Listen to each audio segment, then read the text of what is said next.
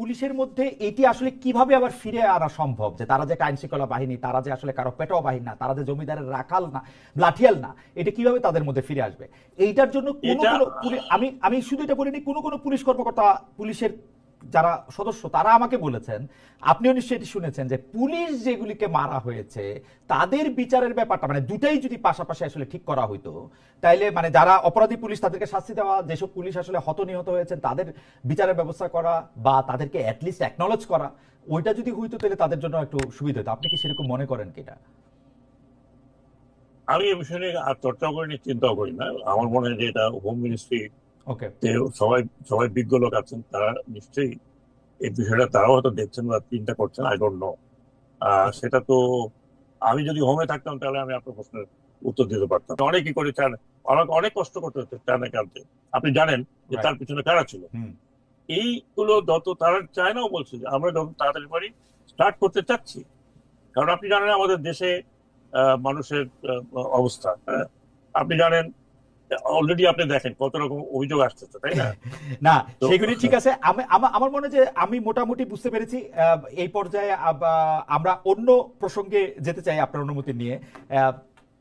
যেই ব্যাপারটাতে আমরা এখন একটু আপনার দৃষ্টি আকর্ষণ করতে চাই, সেটা হচ্ছে যে সরকারের যেহেতু একজন আনুষ্ঠানিক মুখপাত্র মানে আছেন, যে সরকারের প্রেস সচিব আছেন, উনি সবার পক্ষ থেকে, উনাকে আমিও প্রশ্ন করেছিলাম যে আপনি কি শুধু প্রধান উপদেষ্টার পক্ষ থেকে কথা বলেন নাকি পুরো উপদেষ্টা পরিষদের পক্ষ থেকে?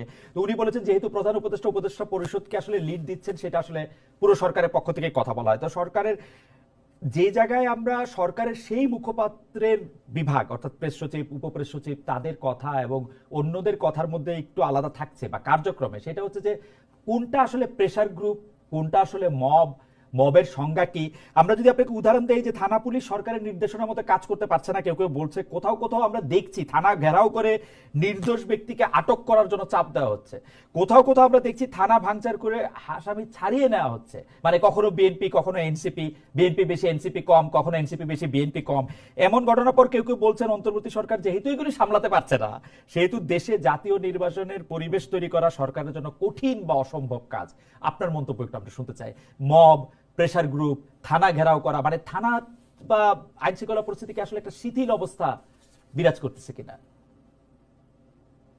দেখুন, এটা তো আপনি তো ওই ওই ওই পরিমণ্ডলে নেই।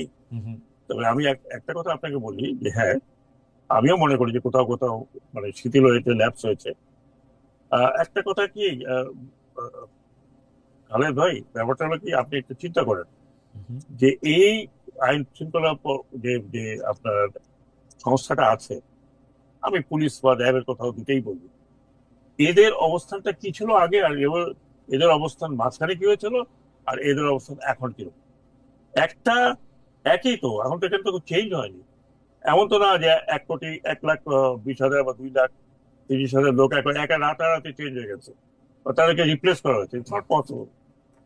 একটা ডিমোরালাইজেশন, কিন্তু আমি যেহেতু ইউনিফর্মে আছি, আমার কাছে আমি সবসময় মনে করি যে একটা ডিফিটেড ডিভিশন, মনে করেন একটা ডিফিটেড ডিভিশন যে ডিফিট হয়ে গেছে, হু হ্যাজ সারেন্ডার্ড, তাকে আপনি আবার তৈরি করে ফাইট করতে সময় লাগে। আমি থিওরিটিক্যাল কথা বলছি না, আমি আপনাকে প্র্যাকটিক্যাল দেখে দিতে পারি।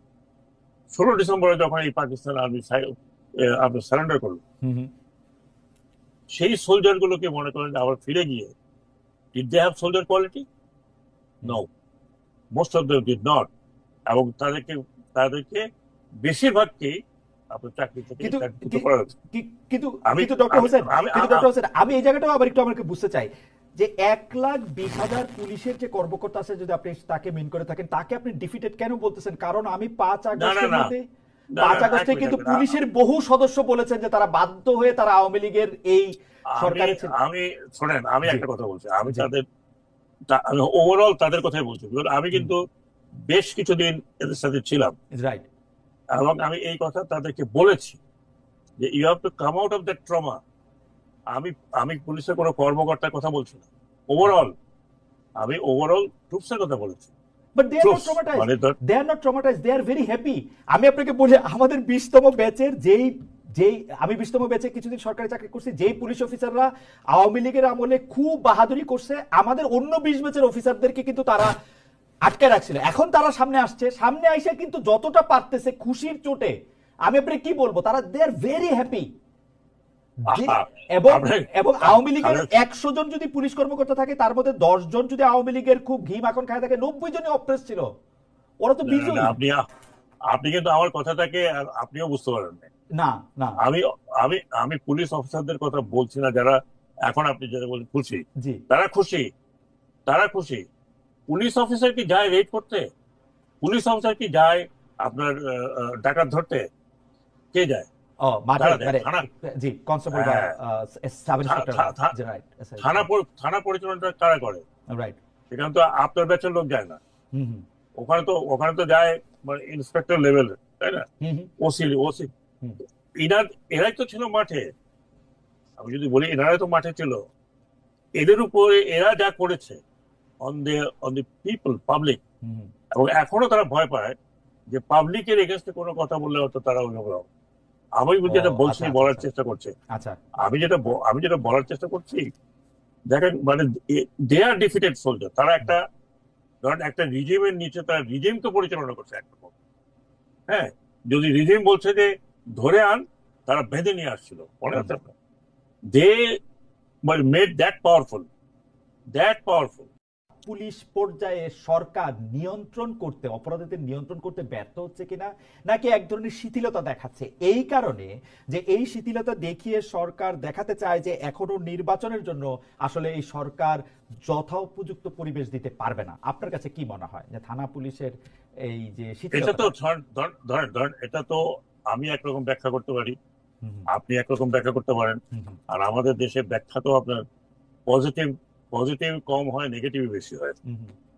আমি এরকম আমি তো যেহেতু ক্যাবিনেটে আছি, আমি ক্যাবিনেটে এরকম কোনো লক্ষণ দেখিনি যে কেউ হয়তো এটাকে এইভাবে মনে করছে বা কেউ এটা করতে না। আমরা কিন্তু সবাই এই বিষয়ে অত্যন্ত সচেতন যে এই জিনিসটাকে আরো ইমপ্রুভ করা দরকার। কিন্তু আমি আপনাকে কতগুলো সাইকোলজিক্যাল কথা বললাম, এই ট্রমা থেকে বেরোতে সময় লাগে।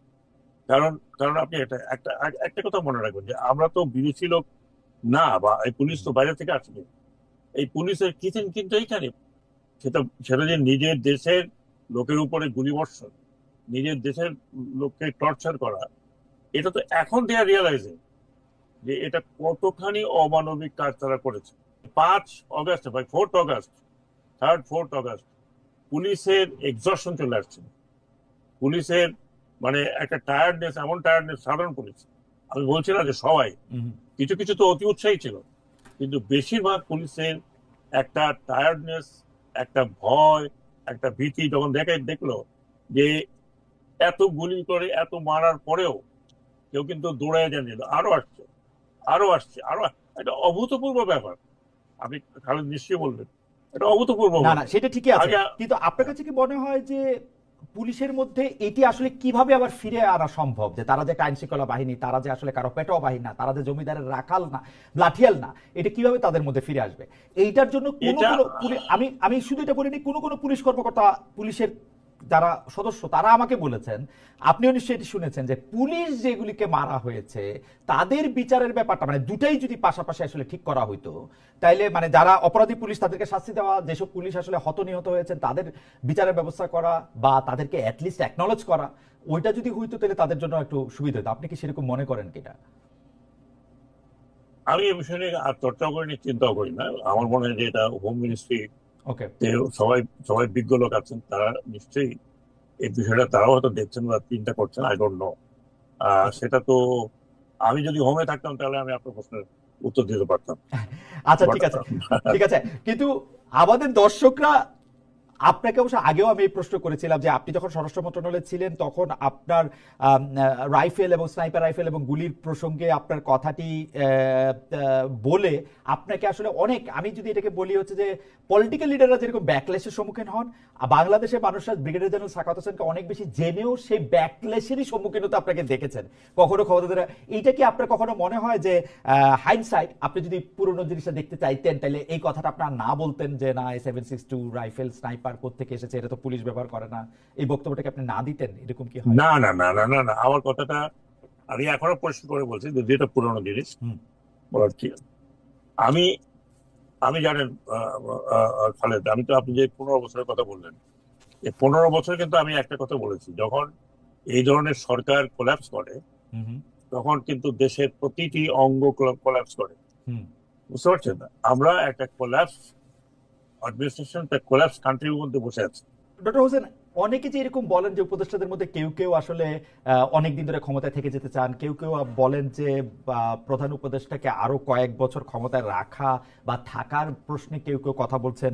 অনেকে একথাও বলেন যে নির্বাচন প্রশ্ন উপদেষ্টাদের বিরুদ্ধে স্পষ্ট 2 বা 3 ভাগ রয়েছে। এই ব্যাপারগুলি কি আসলে সত্য? ডক্টর হোসেন, আপনি কি আসলে মনে করেন যে এই সরকার আরো একটু বেশি সময় থাকলে পলিটিক্যাল গভর্নমেন্টের চেয়ে আরেকটু বেশি লাভজনক হবে বা থাকা উচিত, বা আপনি কি আরো থাকতে চান কিনা, সরাসরি যদি আমি প্রশ্ন করি?